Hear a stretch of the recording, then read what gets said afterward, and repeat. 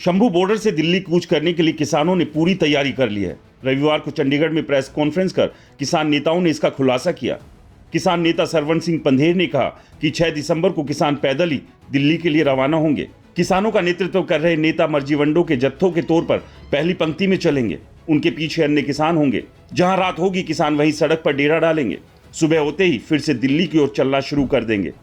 किसानों ने कहा कि हरियाणा के कई मंत्रियों और केंद्रीय राज्य मंत्री रवनीत सिंह बिट्टू का बयान आया है कि अगर किसान पैदल जाते तो उन्हें कोई प्रॉब्लम नहीं है। ऐसे में हम उम्मीद करते हैं कि वो अपने बयानों पर कायम रहेंगे। पंधेर ने कहा कि किसान अपने साथ जरूरी सामान लेकर जाएंगे।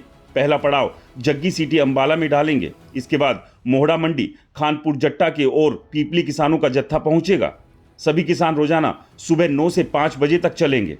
पंधेर ने आगे कहा कि 18 फरवरी के बाद सरकार की किसानों से बातचीत बंद हो गई है।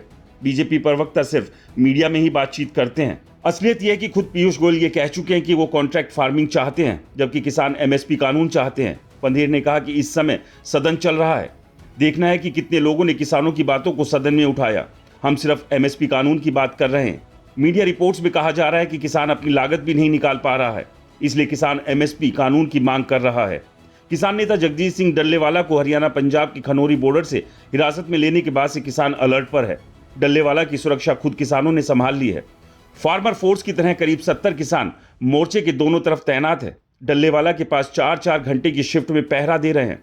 किसानों का कहना है कि 26 नवंबर को पंजाब पुलिस ने डल्लेवाला को हिरासत में ले लिया था।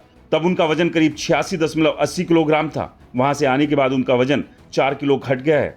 वो 26 नवंबर से ही मरणावर्त पर है। डल्लेवाला के लिए मोर्चे पर नई स्टेज बनाई गई है।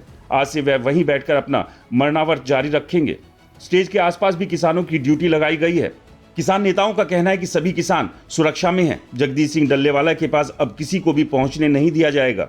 हमें मारकर या हमारी लाशों को लांघकर ही कोई आगे बढ़ सकता है। वहीं महिला किसानों का कहना है कि जब डल्लेवाला ने मरणोव्रत की घोषणा की थी, तभी महिला किसानों ने भी संघर्ष में शामिल होने की घोषणा की थी। पैरों में पहले पुरुष होते थे, लेकिन सरकार की नाकामी के कारण अब महिलाओं को भी आना पड़ा है।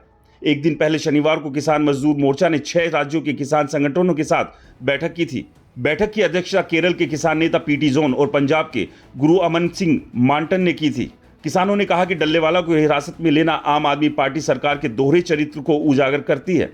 6 दिसंबर को दिल्ली कूच की तैयारी को लेकर सभी संगठनों के बीच सहमति बन गई है। बैठक में लंगरों की व्यवस्था, सुरक्षा प्रबंधन और वॉलेंटियर की संख्या पर चर्चा की गई। जाहिर सी बात है, अब एक बार फिर से किसान दिल्ली की तरफ कूच करने का अपना मन बना चुके हैं। ऐसे में आने वाले समय में अगर फिर से शंभू बॉर्डर से लेकर दूसरे बॉर्डर पर किसान फिर से धरना दे देते हैं तो आम लोगों के लिए परेशानी तो होगी ही, साथ ही साथ सरकार की भी मुसीबतें इससे बढ़ सकती है। किसानों के इस प्रोटेस्ट को लेकर आपकी क्या राय है, हमें कमेंट्स कर जरूर बताएं। रिपोर्टर जी चैनल को सब्सक्राइब नहीं किया है तो चैनल को सब्सक्राइब करना ना भूलें।